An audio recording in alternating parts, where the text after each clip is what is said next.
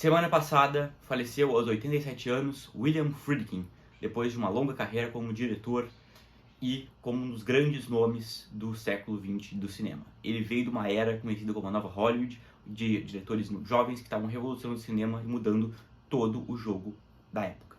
Bom, ele ficou mais conhecido por filmes como O Exorcista, Operação França e O Comboio do Medo, os três sendo reconhecidos como grandes obras-primas do cinema. Eu nunca assisti O Comboio do Medo ainda, mas trago aqui pra vocês dois filmaços que esse grande diretor nos deu. Primeiramente, Operação França, um clássico do policial e do suspense, ganhou o Oscar de melhor filme, melhor diretor e melhor ator pro Gene Hackman, aqui na capa, grande Gene Hackman.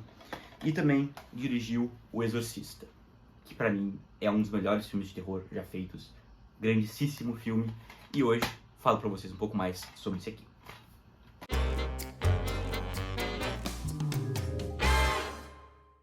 Bom, pessoal, eu já começo pedindo que se inscrevam no canal, deixem o like e peçam mais filmes aqui nos comentários também, mais livros e mais dicas do que vocês querem que eu traga aqui pra vocês. Vou falar sobre O Exorcista e por que eu acho que esse é um dos maiores filmes de terror de todos os tempos. Vou passar superficialmente aqui na trama do filme e depois vou falar sobre coisas, aspectos do filme, algumas curiosidades, algumas coisas também sobre a trama e a minha opinião sobre esse filme. Esse é um dos melhores filmes já feitos, tá? Não só de terror.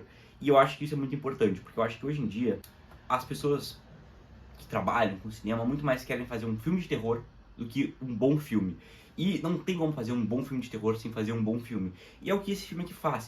Antes de ser um bom filme de terror, ele é um bom filme. Ou seja, ele não tá só interessado em sustos baratos, em assustar o público de maneiras mais, sabe, chinfrins possíveis. Não, ele quer pegar e contar uma boa história antes disso, fazer um bom filme, um bom entretenimento cinematográfico. E dentro disso, dar bons sustos e causar terror e horror. Nós vamos acompanhar a trama da Linda Blair, que é a garotinha do filme, mas também a mãe dela, que é a Chris McNeil, interpretada pela Ellen Burstyn, grande atriz, que elas vão estar sendo assombradas por uma entidade que vai apossar da Regan e vai ali causar um grande estresse para a família, que vai, assim, ter que recorrer a tratamentos médicos absurdos e invasivos e totalmente violentos, que vão levar a nada. Tá? E a partir disso eu vou começar a cogitar a possibilidade de um exorcista.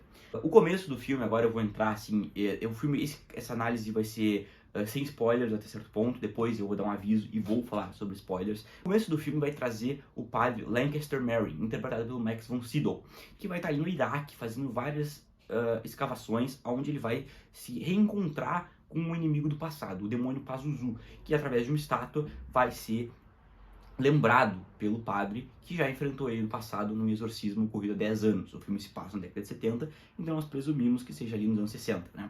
Bom, a partir disso vamos ter duas narrativas paralelas, a da família e a do padre Carras, que é interpretado pelo Jason Miller, que ele vai ser um cara que vai ser o exorcista do título. Ele é o personagem central da história, eu acredito, junto com a mãe da Regan, a Chris McNeil. Só que eu acho que é muito mais focado nele, tanto que o exorcista do título, muitos se enganam achando que é o padre Mary, mas não, se trata do padre Carras. Ele é o elo principal da história e ele é o principal arco narrativo daqui. Eu acho interessante que uma coisa que esse filme triunfa muito é que todos os personagens têm um grande arco narrativo. Nenhum fica escanteado, todos têm um começo e um fim. E eles são alterados conforme o filme acontece. E acho que isso é um grande triunfo do roteiro. E o Oscar de melhor roteiro adaptado foi merecidíssimo. Eu nunca li o livro do William Peter Blatty, que foi baseado, serviu de base para essa história do filme. Mas dizem que é um grande livro também e que o filme adapta ele muito bem.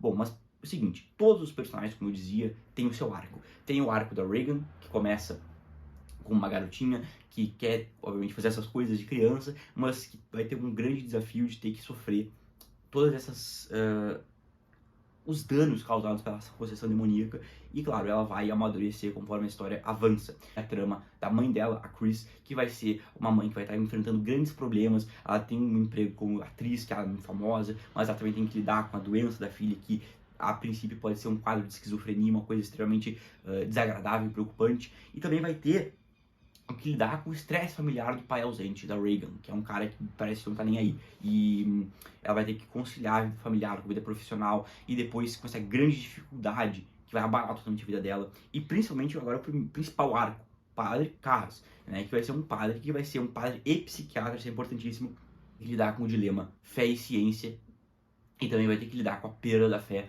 após o falecimento da mãe dele.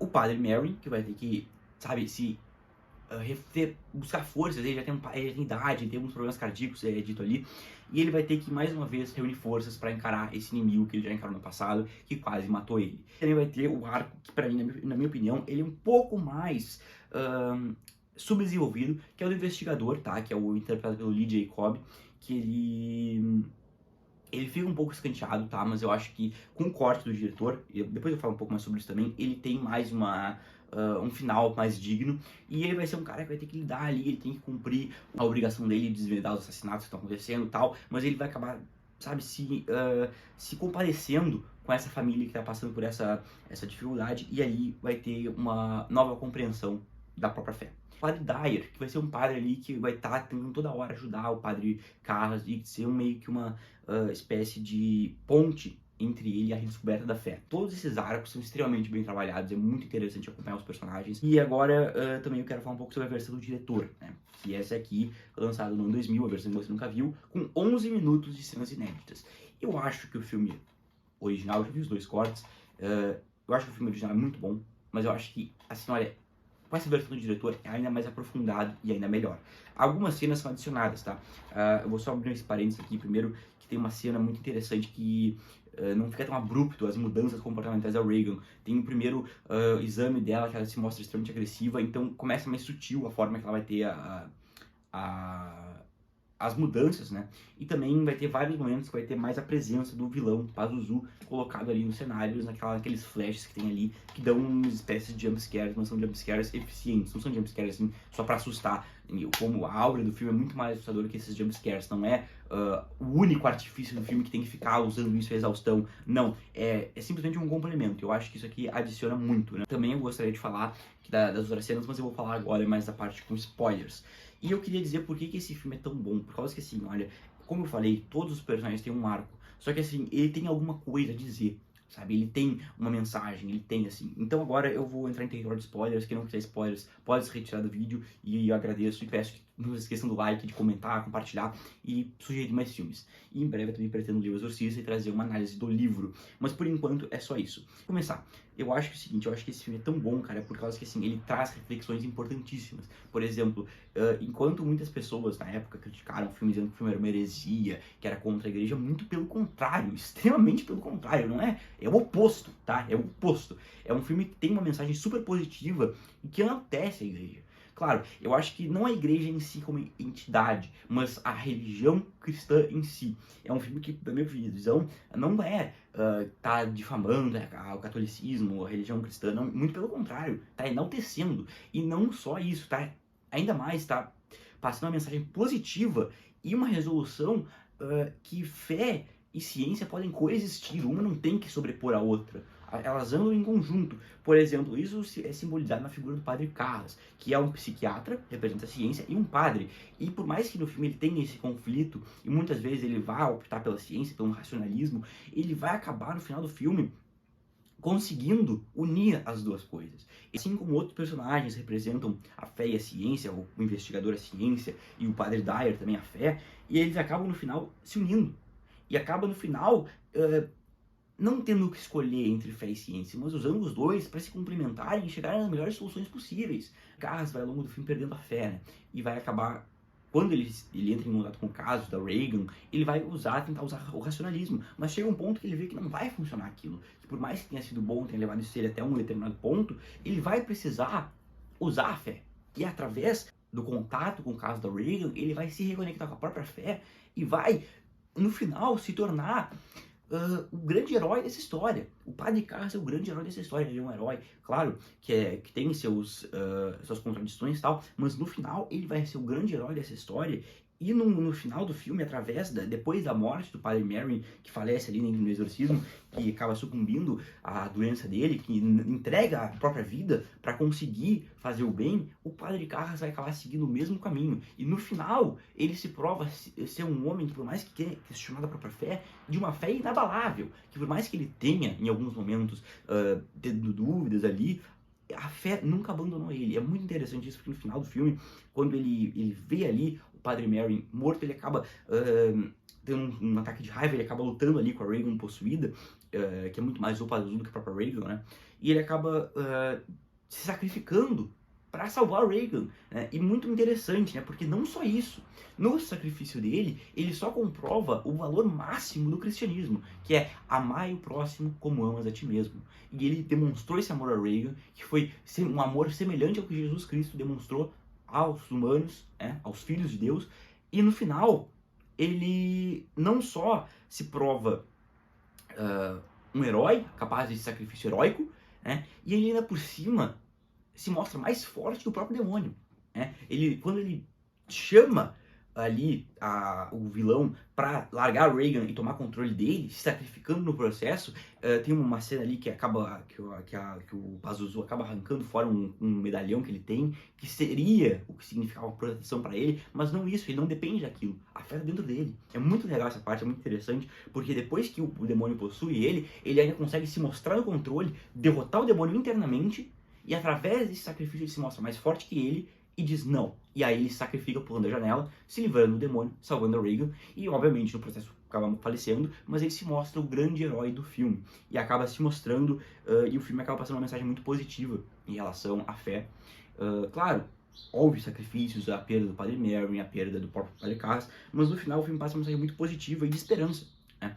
E aí entra o corte do diretor, né? No corte original, o filme acaba com o Padre Dyer, que era o amigo do Padre Carras, olhando para a escada onde ele acabou perdendo o amigo, né? Como um ar melancólico, que eu não considero compatível com a mensagem do filme. É um filme que termina com um tom positivo, apesar de um grande sacrifício, sabe? Acaba terminando no lado positivo, mas através de grandes sacrifícios. Ou seja, não teria sentido terminar no final feliz, assim, alegre, mas é um final que eu considero esperançoso. É um final que passa esperança. E a improvável amizade que surge entre o Padre Dyer e o investigador no final do filme prova isso. É um filme que tem uma mensagem esperançosa, que apesar dos momentos difíceis, do sacrifício, das perdas, existe esperança. Eu acho que isso é um grande filme, cara, é um grande final, que é lindíssimo esse final. Eu nunca tinha visto, eu assisti O Exorcista há muitos anos atrás, eu revi pra fazer esse vídeo, e é um filme, cara, é um filme belíssimo, que passa uma mensagem muito bonita. E eu acho que, apesar de ser um filme de terror, passa uma mensagem sobre amor e sobre, sabe, esperança, uma mensagem boa mesmo. E também uma outra cena que é cortada, que eu acho que é extremamente positiva, é uma cena que os dois padres ali na sessão de exorcismo, eles estão na escada conversando, e eles estão um falando com o outro, e o Padre Carras pergunta pro Padre Merrin, que é muito mais velho que ele, muito mais experiente, por que aquela menina foi escolhida? Por que logo ela, uma pessoa que nunca fez nada mal a ninguém, uma pessoa boa? E o Padre Merrin diz, para nos fazer todos ficarmos desesperados. Então, o pior cenário possível é a perda da esperança.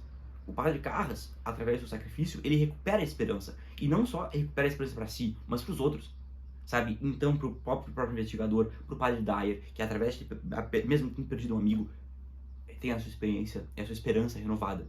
Então, cara, é um filme lindíssimo, feito uma direção assim maravilhosa pelo William Friedkin, que infelizmente esse filme foi boicotado no Oscar pelo George Cukor, que uma campanha de difamação sacana e filha da puta mesmo, sabe? Uma sacanagem, porque é o melhor filme de 1973, é um dos melhores filmes de terror já feitos, é um filme que assusta, é um filme que emociona, é um filme que tem muito poder, e é um grande filme de terror. E sempre vai ser um dos grandes filmes de terror. É um filme que, através dos efeitos práticos, dos efeitos sonoros, da música, a música é maravilhosa, Tubular Bells, é muito marcante em todos os aspectos, ele triunfa em todos os aspectos, nas atuações, tudo.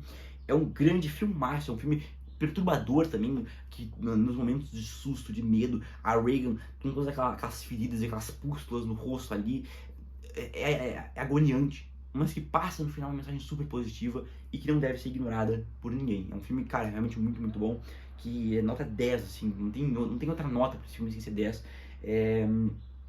Triunfa em todos os aspectos. E agora, fechada a sessão de análise do filme, para mim é um filme que tem nota 10, é um dos maiores filmes de terror, e é a prova que quem um dia foi rei nunca perde a majestade. Também fazer uma análise agora dos mitos que circundam essa produção, né? É um filme que tem muitos mitos, lendas, que no filme, por exemplo, é um filme dito como amaldiçoado. Eu acho que é uma bobagem, acho que não é nada disso. Eu acho que é um filme, claro, que investiram nessa obra para promover ele.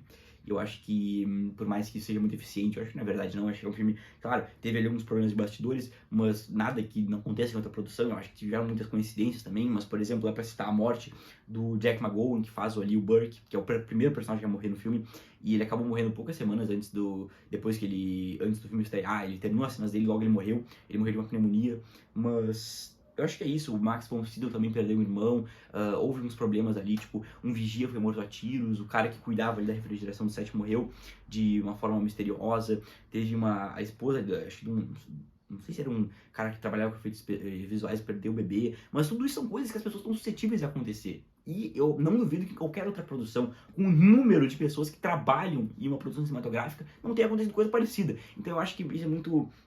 a aura do filme é propícia para criar essas histórias. Eu acho que eles também investiram um pouco nesse marketing de filme amaldiçoado, que obviamente ajuda a vender o filme, a divulgar ele. Também teve, acho que, 2 carpinteiros que um perdeu o dedo e o outro martelou o próprio pé, uma coisa assim.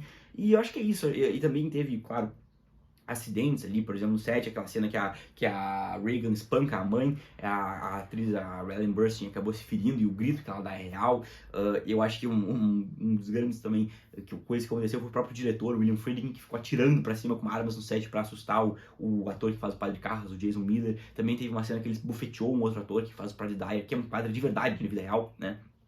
Então, teve umas coisas bizarras que aconteceram, mas eu acho que as coisas mais bizarras foram feitas por seres humanos, não por qualquer entidade sobrenatural que estivesse ali no meio. Eu sou meio cético em relação a essas coisas, mas quem sabe? Então, espero que tenham gostado do vídeo. Foi um vídeo um pouco mais diferente. Tô ainda me acostumando como é que é fazer vídeos em relação a filmes, mas espero que tenham gostado, espero que tenham achado legal essa nova ideia pro canal. E se gostaram, deixa o like, comenta no vídeo, compartilha com os amigos, se inscreve no canal e também... sei lá, comenta aí se gostou do vídeo, sugere outros filmes pra mim trazer. Eu quero trazer filmes clássicos, mas também lançamentos. Não pretendo focar só nos lançamentos, porque muitos lançamentos eu não tenho o menor interesse e nem pretendo ter. Eu acho que vale muito mais a pena falar sobre filmes que já são um pouco mais consagrados e recomendar para novos públicos, né? Então é isso.